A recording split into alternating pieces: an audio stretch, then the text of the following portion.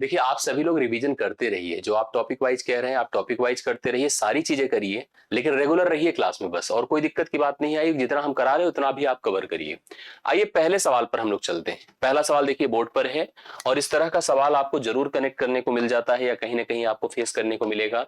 आप देख रहे हैं आपके पास यहाँ केवल मल्टीप्लीकेशन है, और सारे मल्टीप्लीकेशन में एक है, सारे मल्टीप्लीकेशन में एक है। एक का एक से गुणा करने से चाहे जितनी बार गुणा करोगे मान तो एक ही आएगा। केवल दशमलव के नंबर का उपयोग करिए, डिजिट का।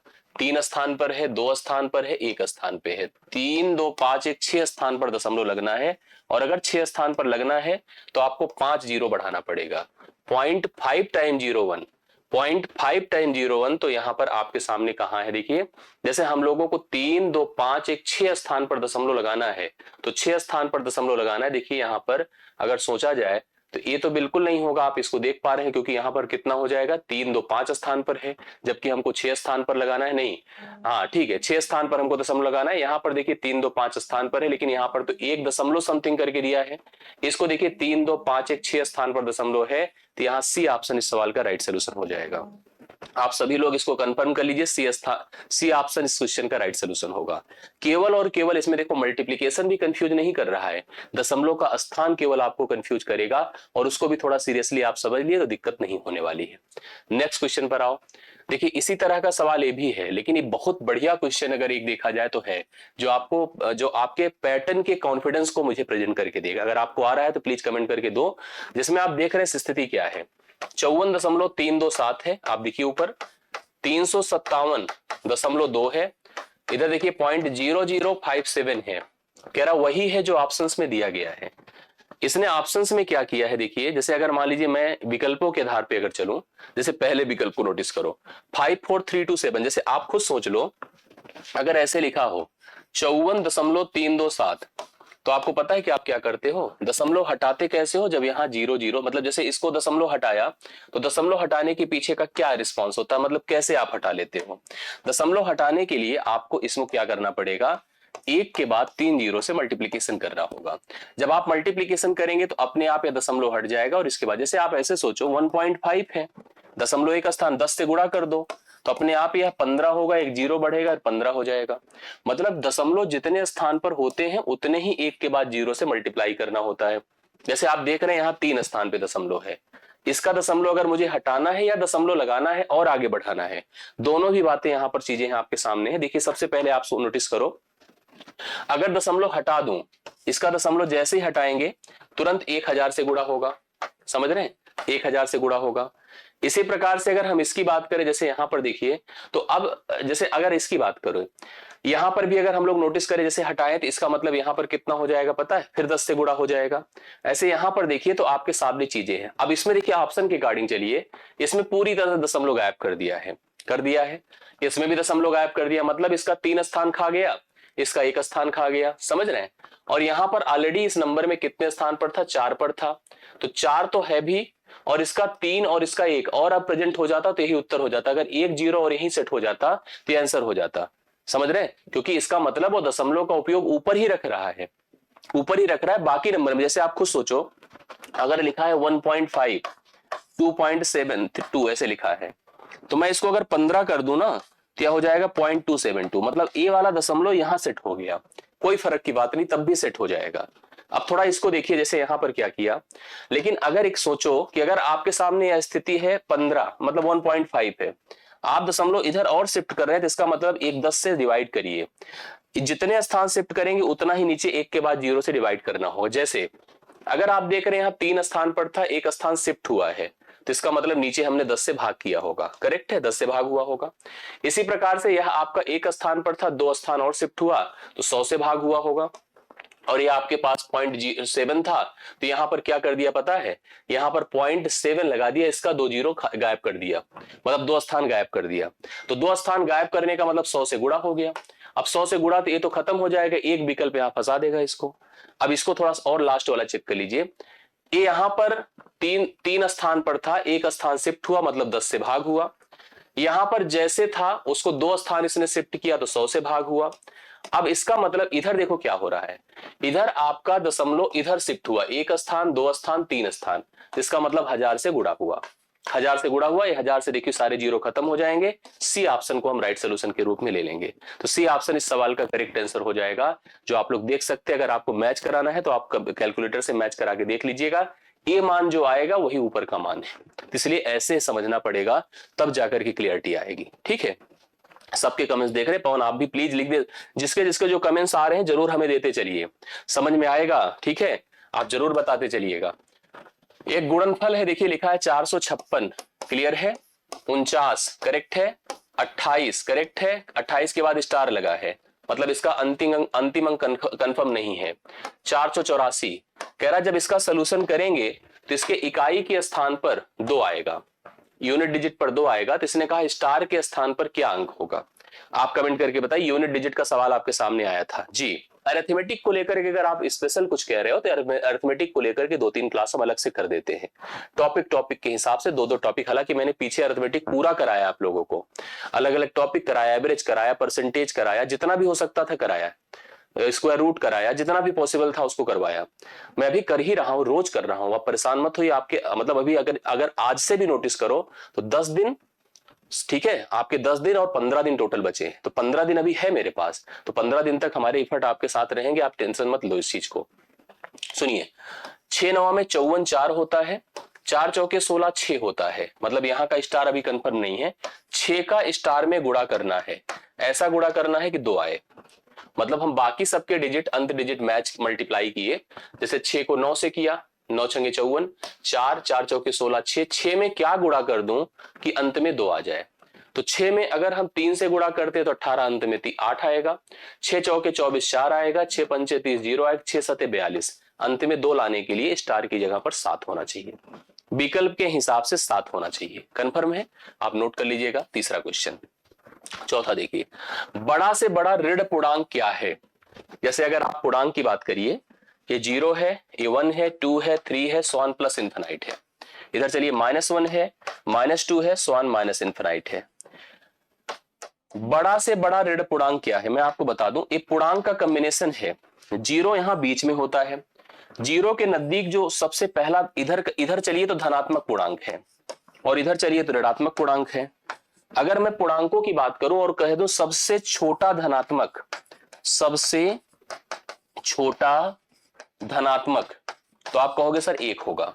सबसे बड़ा धनात्मक हम ज्ञात नहीं कर पाएंगे क्योंकि इन्फिनाइट पर पहुंचना होता है। अब हम ऋणात्मक की तरफ, मतलब इधर चलेंगे तो हम घटते चले जाते हैं, तो जो सबसे नजदीक होता है वो सबसे बड़ा ऋणात्मक होता है, सबसे बड़ा ऋणात्मक होता है। इसके बाद अगर हम चलते जाएंगे तो हम कमजोर होते जाएंगे। अगर मुझसे कोई कहे सबसे छोटा ऋणात्मक बता दो तो हम नहीं बता सकते हैं।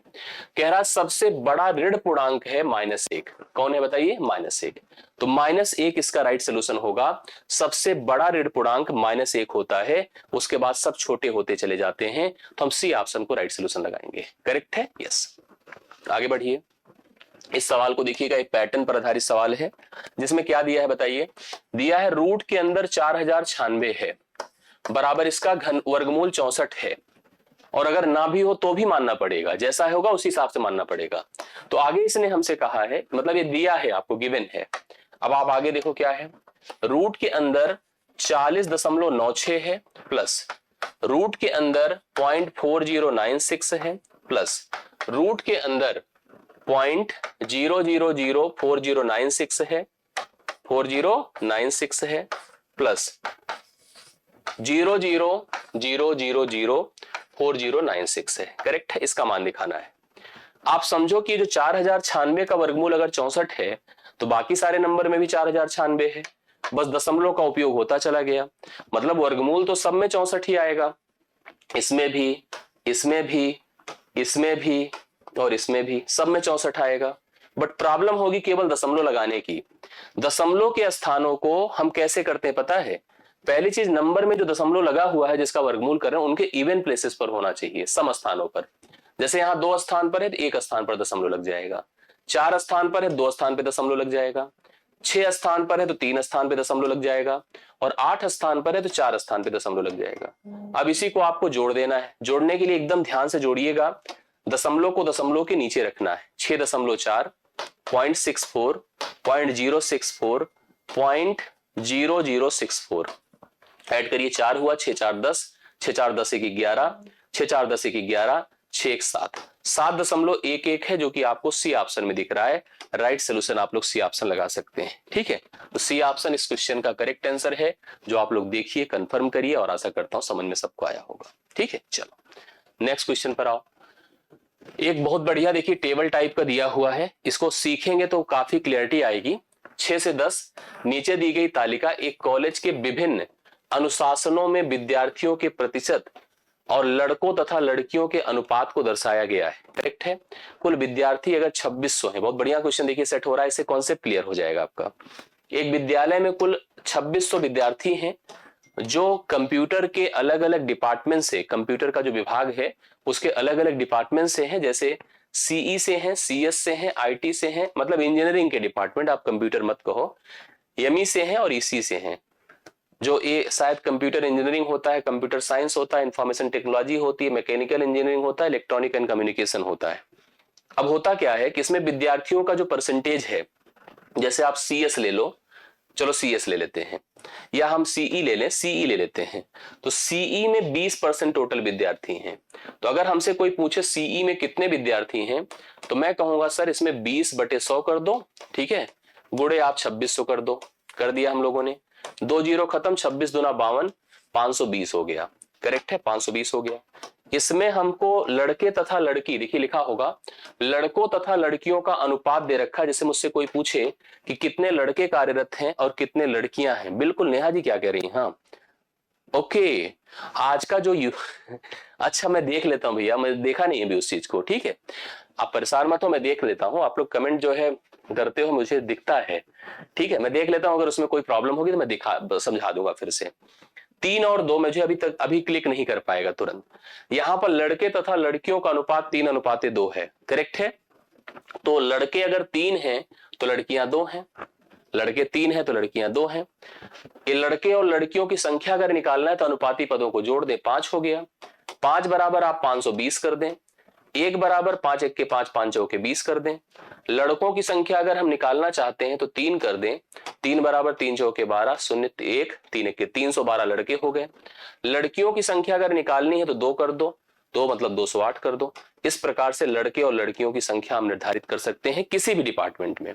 समझ रहे हैं? यस बिल्कुल, किसी भी डिपार्टमेंट में लड़के और लड़कियों की संख्या को हम निर्धारित कर सकते हैं, और आशा करता हूं समझ में सबको आया भी होगा। करेक्ट है। अब आइए अभी तो फिलहाल पैटर्न समझें, सवालों की तरफ चलते हैं। कह रहा सीएस और आईटी में पढ़ने वाले विद्यार्थियों का अनुपात, ये तो वर्बल हो गया, क्योंकि सीएस में पढ़ते हैं 20%, कोई हमें बॉयज और गर्ल्स की कैटेगरी की तो बात किया नहीं, तो 20% कर दो, क्योंकि बेस दोनों का सेम है, टोटल बच्चे 2600 हैं। अगर मुझसे कोई पूछता कि सीएस में कितने बच्चे पढ़ते हैं, तो हम कहते हैं 20% करो 2600 का, तो दोनों का जब बेस सेम है तो सीधा सीधा परसेंटेज चेक कर लो। सीएस, अच्छा सीई है, ये सीई है, हमें सीएस लेना होगा। सीएस कितना है बताओ, 18%, और आईटी कितना है, आईटी देखो बगल में 21%, 21%। रेशियो बनाए, 3 छंगे 18 है, 3 7 21, 6:7 है, 6:7। सी ऑप्शन इसका राइट सोल्यूशन होगा। 6:7 करेक्ट आंसर है, आप सभी लोग लिख सकते हैं। ठीक है, नेक्स्ट क्वेश्चन देखो। कॉलेज में लड़कों और लड़कियों का अनुपात क्या है? कुल लड़के और लड़कियों का अनुपात अगर करना है तो थोड़ा सा क्रिटिकल सवाल हो गया। ठीक है, हो गया क्रिटिकल। आइए मैं दिखाता हूं। पहले हम अगर बॉयज की बात करें, देखिए लड़कों की बात करें, भाई ये सवाल इसलिए क्रिटिकल हो गया क्योंकि मुझे सभी लड़कों को निकालना पड़ेगा और सभी लड़कियों को निकालना, कैलकुलेशन बड़ा हो गया। ठीक है, और आप सबको पता है टोटल संख्या कितनी है, 2600 है। यस लिख दिया हमने 2600। अगर हमें टोटल ऐसे पूछा होता तो बात दूसरी थी, लेकिन हम सब डिपार्टमेंट में लड़के निकालते हैं और लड़कियां निकालते हैं, तब सेट हो पाएगा ये। मैं आपको एक पैटर्न बता दूंगा, उसी पैटर्न का उपयोग करिएगा, सही रहेगा। समझ रहे हैं? देखिए मैं क्या कहता हूं, जैसे अगर सीई की बात करो, सबसे पहले तो आपको पता है कि यहां पर अगर टोटल लड़कों की बात करें तो 20% है। अब 20% का मतलब क्या है बताइए? 20% को अगर हम कैलकुलेट करें तो हम लिख सकते हैं 20% किसका, 2600 का ना, 2600 का, जिसको हम लिख दें 1/5, और 5 गुड़े हम 2600 कर दें, मतलब यहाँ पर 1/5 गुड़े 2600 कर दें, 5 से डिवाइड कर दें, 5 चौके 20 अभी किया था हम लोगों ने, या सॉरी 5 पच्चे 25, जैसे अगर हम निकालें संख्या टोटल, क्योंकि देखिए अगर सभी लड़के और सभी लड़कियां बोला है तो डायरेक्ट तो कोई प्रोसीजर है नहीं कि आप उसका उपयोग कर सके। हाँ, अगर कुल की संख्या पहले हम पता कर लें कि कुल की संख्या कितनी है, सबकी अलग अलग, इस डिपार्टमेंट में कितने बच्चे हैं, इसमें कितने, इसमें कितने, हर एक डिपार्टमेंट में कुल कितने कितने बच्चे हैं, पहले उनको निकाल लें, फिर हम बॉयज गर्ल्स के रेशियो के हिसाब से बॉयज गर्ल्स की संख्या निकाल लें। और हमसे यहां पर इसने पूछा कि सभी बॉयज और सभी गर्ल्स कितने हैं, यही हमको निर्धारित करके देना है। आइए मैं समझाता हूं। देखिए जैसे अगर हम एक एक डिपार्टमेंट की तरफ चलते हैं, सबसे पहले मैं यहां पर बात करता हूं सीई की। सी में बच्चे कितने पता है? 20%। किसका? 2600 का। तो 20% को अगर हम कैलकुलेट करते हैं तो 20% होता है 1/5। 1/5 गुणे हम कितना कर दें? 2600। करेक्ट। 5 से डिवाइड किया, 5 पचे 25 होता है, 5 दूना 10 होता है, और शून्य 520 हो गया। करेक्ट है। अब सुनिए आपको करना क्या चाहिए। अगर आप बॉयज निकाल रहे हैं, बॉयज लड़के, तो क्या कर रहे हैं मैं आपको समझाता हूं। देखिए आपको सबसे पहले देखिए कि यहां पर ए मान टोटल कितना है? 5 है, और बॉयज कितने हैं? 3। तो आप इसको लिखो 3 गुणे 520/5। ये आप प्रोसेस फॉलो करो। ठीक है, होगा वही, क्योंकि 5 की तुलना आप करोगे इससे, फिर आप उसका 3 का मान निकालोगे तो लड़के आएंगे। फिलहाल मैं जैसे बता रहा हूं ऐसे फॉलो कर लीजिए। 5 1 के 5, 5 चौके 20 है, और इसको 312 हम कर दे। लड़के कितने हो गए? 312। अगर हम यहीं पर गर्ल्स की बात कर दे, लड़कियों की, सेम वही प्रोसीजर। जैसे लड़कों की बात अगर हमने कर दी, लड़के निकल गए, तो चाहे तो आप डायरेक्टली घटाकर निकाल सकते हैं, क्योंकि अगर कुल हमारे पास 520 बच्चे थे, 312 अगर लड़के आए हैं तो लड़कियां कितनी हो जाएंगी? 312 घटा सकते हैं, या तो 2 गुणे 520 बटे कितना कर दो? 5। यही डिवाइड करो, 100 कितना होगा? 4, और 104 गुणे 2 कर दे, कितना हो जाएगा? 208 हो जाएगा। लड़कियां कितनी हो गई? 208। अब हम चलते हैं किसमें? सीएस में। सीएस में करेक्ट है, सीई हो गया। अब सीएस में आ जाओ। सीएस में देखो, सीएस की क्या स्थिति है, पढ़िए सभी लोग। सीएस की स्थिति यहां पर कितने हैं? 18% है 2600 का ना। 18% परसेंट देखो हटता है ना, तो ये हो जाएगा 18 गुणे 26। 18 गुणे 26 ये टोटल हो जाएगा। ऐसे चाहे तो सबका बना दे। ऐसे हम आईटी का अगर हम कर देना, तो आईटी कितना है बताओ? 21%। परसेंट हटाओ, जीरो हटा, तो लिखिए कितना हो जाएगा? 21 गुणे 26। बल्कि ये तरीका सही है आपका। ऐसे अगर अगला कौन है? यमई है। यमई का निकालना है तो यहां पर परसेंट हटाएं, 22 गुणे 26 कर दें। 22 गुणे 26 कर दें। ऐसे फाइनली अगर हम ईसी का करना चाहें, ईसी का करना चाहें तो यहाँ 19 गुणे 26 कर दें। तो इस तरह से हमने सभी डिपार्टमेंट के कुल बच्चों को कंफर्म कर दिया। अब लड़के और लड़कियों की संख्या अगर कैलकुलेट करनी है तो देखिए ऐसे कैसे होगी, समझने की कोशिश करिएगा। बॉयज की अगर हम बात करते हैं लड़कों की, तो लड़के की बात करें तो यहाँ लड़के कितने हैं? 4। लिखो 4 गुणे 18 गुणे 26, समझ रहे हैं? और यहां पर कितना कर देते हैं? 4 5 9। 9 दूना 18 होता है, 4 दूना 8 हो गया, 8 छंगे 48, 8 दूना 16, 16 4 20, 208 हो गए। इसी तरह से अगर लड़कियों की संख्या निकालनी है तो लिखो 5 गुणे 18 गुणे कितना बताइए? 26 बटे आप कितना करोगे? 9। 9 दूना 18 होता है, 5 दूना 10, 260 हो गई लड़कियां। ठीक है, इसी तरह से यहां चले आइए।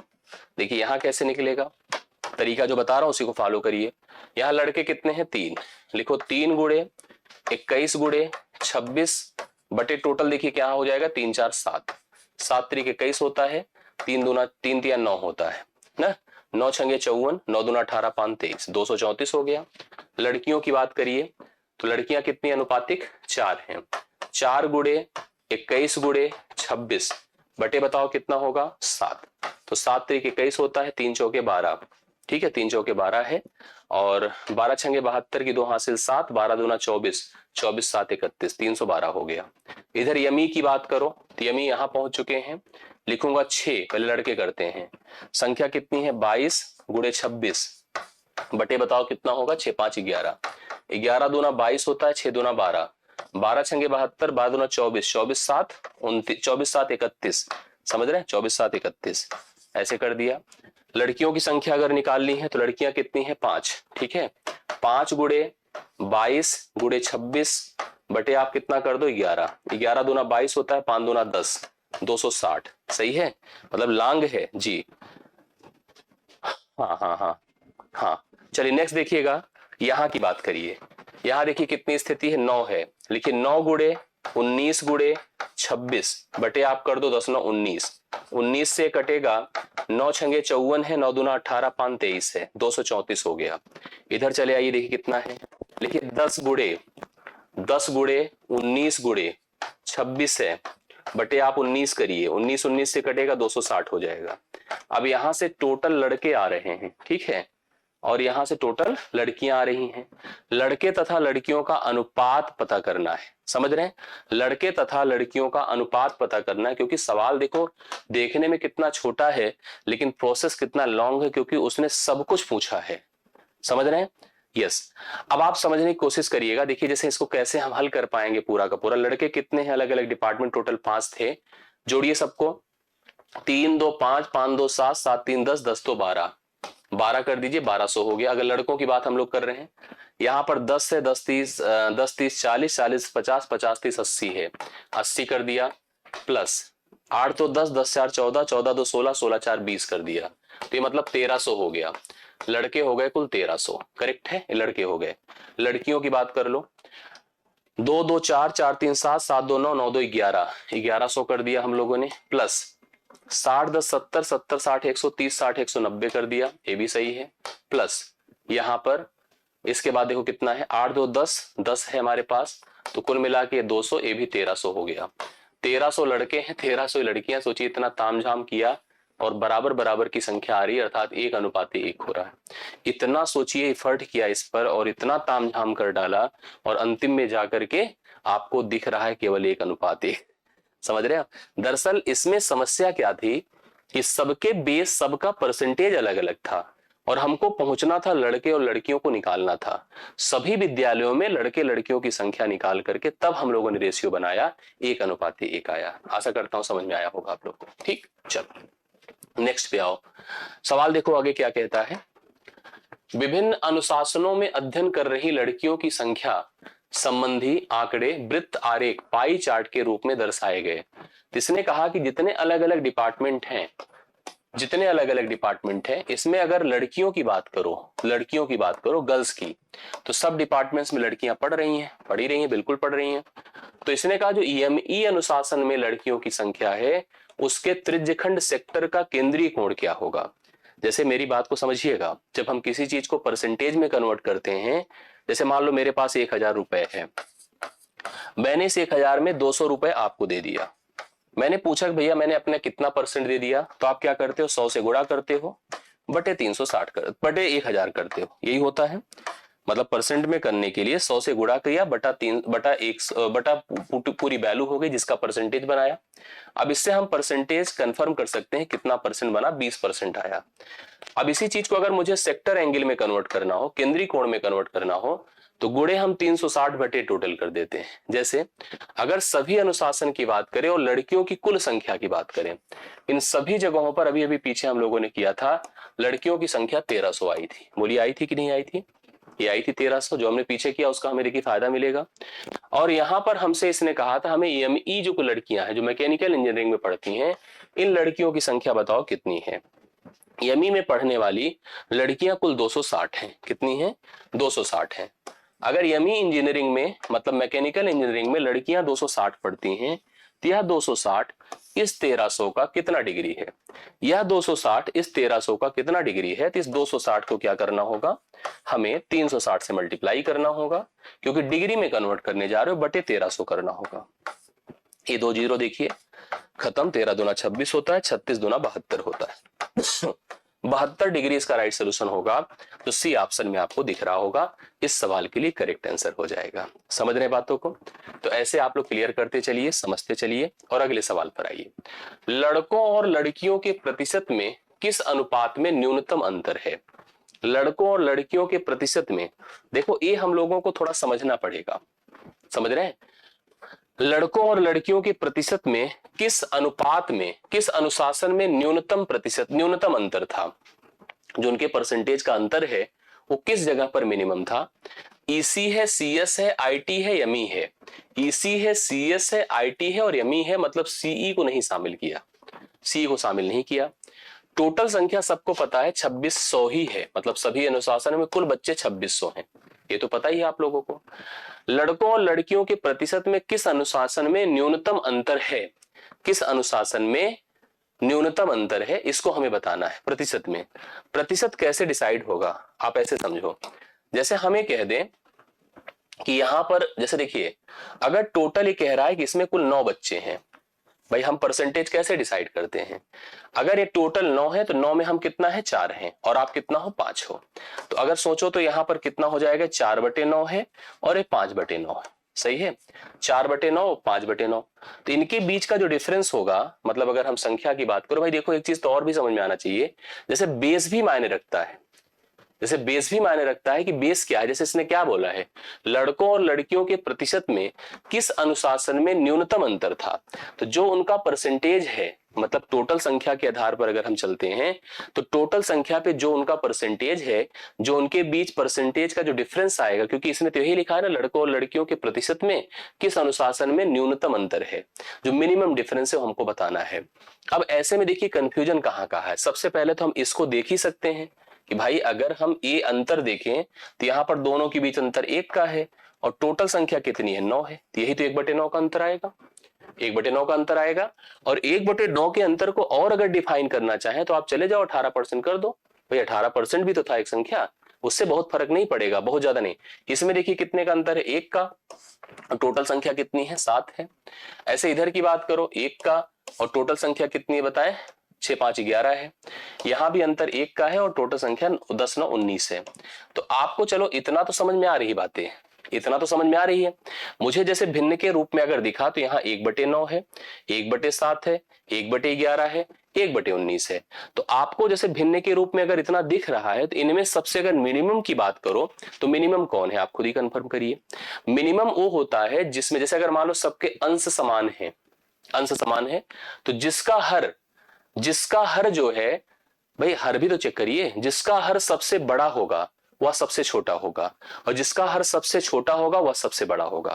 तो इस समय अगर सबसे छोटे की सबसे बड़ा हर देखिए तो यहां पर दिख रहा है 1/19 में, तो इस हिसाब से जो ईसी है, ईसी का अंतर सबसे न्यूनतम होगा जो पहले ऑप्शन में आपको दिख रहा है। तो यहां पर इस तरह से इस सवाल को देखिएगा और क्लियर करिएगा, आशा करता हूं समझ में आया होगा। मैंने क्या बताया कि जो ईसी है, ईसी का अंतर सर्वाधिक होगा प्रतिशत में, क्योंकि अगर भिन्न को तुलना करिए, जब ऊपर का मान सबका सेम है मतलब अंश समान है, तो जिसका हर बड़ा होगा वह मान छोटा होगा और जिसका हर छोटा होगा वह मान बड़ा होगा। तो इस तरह से आप लोग इसको पॉइंट कर लीजिएगा, मेरे हिसाब से समझ आ रहा होगा, ठीक है। चलिए 9वां डन होता है, क्लियर हो गया, यस। 10वें पर आइए, एमई और ईसी में पढ़ने वाले विद्यार्थियों का अनुपात, ये ओरल हो गया सवाल, इसमें कुछ खास नहीं है।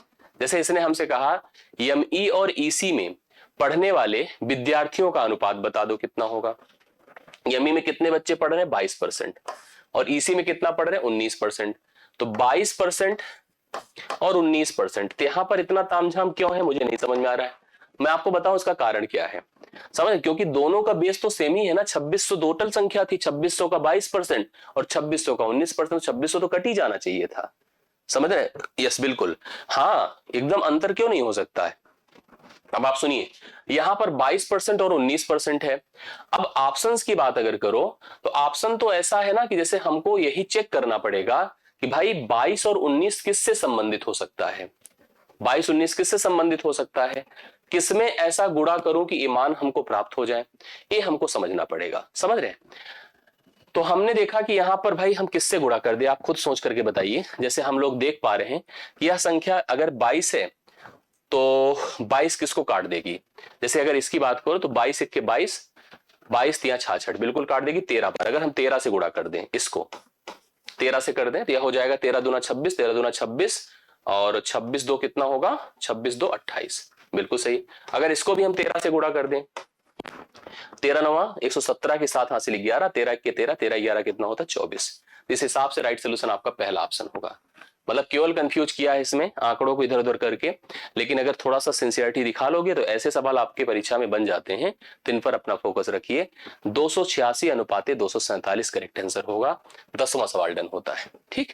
नेक्स्ट क्वेश्चन में आइए, 11 नंबर, मैंने एक धन पूर्णांक को, धन पूर्णांक का मतलब पॉजिटिव इंटीजर, कोई एक नंबर है that is called a positive integer, उसको मैंने 18 से गुणा किया, एक धन संख्या थी n और उसको मैंने 18 से गुणा किया, और दूसरे को एक और था जिसको 21 से, एक और था जो हमारे पास m था उसको 21 से गुणा किया। मतलब एक धन पूर्णांक को आपने 18 से गुणा किया और दूसरे धन पूर्णांक को 21 से, तदोपरांत दोनों गुणनफलों को जोड़ दिया, दोनों को जोड़ भी दिया। तदनुसार प्राप्त योग निम्नलिखित में कौन सा हो सकता है? जो प्राप्त योग होगा वो निम्नलिखित में कौन सा हो सकता है? बताइए फटाफट कौन सा हो सकता है। अब हम थोड़ा समझ पाए तो ऐसे देखिए, अगर हम इन दोनों के कॉमन की स्थिति देखें तो 3 कॉमन होगा, 3 कॉमन होगा तो यहां पर 6n होगा और 7m होगा। मतलब वह संख्या 3 से कटने वाली होनी चाहिए, 3 से कटनी चाहिए।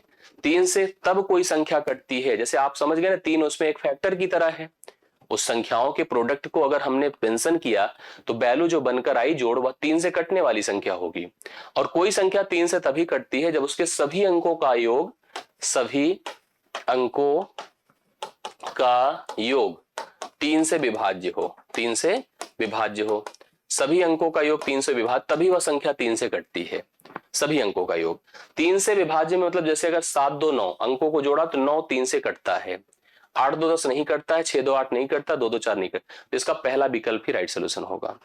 2007 ही करेक्ट आंसर इस सवाल का बन जाएगा जो आपके सामने है। मुझे लगता है कि आपके लिए प्रेजेंटेबल है, आपने चीजों को अच्छे से समझ भी लिया होगा। नेक्स्ट क्वेश्चन पर आओ। ये 12वां नंबर जो सवाल हम लोग करने जा रहे हैं, ये सवाल एग्जाम का सबसे सटीक सवाल मिलने वाला है। मतलब ये आपको एग्जाम हॉल में दिखेगा। क्वेश्चन क्या है थोड़ा ध्यान से देखिएगा। यहां पर अपने पास है 4√3, ठीक है, 4√3 है, प्लस कितना है 5√2 है, डिवाइड बाई कितना है √48 है, और प्लस कितना है √18 है, ठीक है। बराबर आपके पास क्या है a प्लस बी √6 है, और आपको a और b का मान फाइंड करना है इस सवाल में, समझ रहे हैं? यस। अब ध्यान से देखो इस सवाल को कैसे कर सकते हो आप लोग। इसमें सबसे पहले देखो, जब ऐसे सवाल आते हैं और a और b का मान निकालना होता है तो हमें इस नंबर का, इस स्टेटमेंट का हमें रेशनलाइजेशन, परमेयीकरण करना होता है। परमेयीकरण मतलब यहां पर समझिएगा, जो बीच का साइन है नीचे का हर का, उसको कॉन्जुगेट करते हैं, साइन को बदलते हैं, प्लस है तो माइनस, माइनस है तो प्लस, ऊपर नीचे गुणा करते हैं। लेकिन इसके पहले एक काम कर लीजिएगा, जैसे √48 है, इसको आप जानते हैं कि √16 गुणे 3 हो जाएगा। 16 एक पूर्ण वर्ग संख्या है, 4√3 इसका मान हो जाएगा। इसी प्रकार से अगर √18 कहीं लिखा है, 18 को हम 9 दूना 18 कहते हैं, 9 का वर्गमूल 3 होता है, 3√2 हो जाएगा। मतलब हम क्या लिख सकते हैं बताइए, 4√3 प्लस 5√2 डिवाइड बाई, वहां पर हो जाएगा 4√3 प्लस रहेगा 3√2। मैंने कहा कि आपको रेशनलाइजेशन करना है।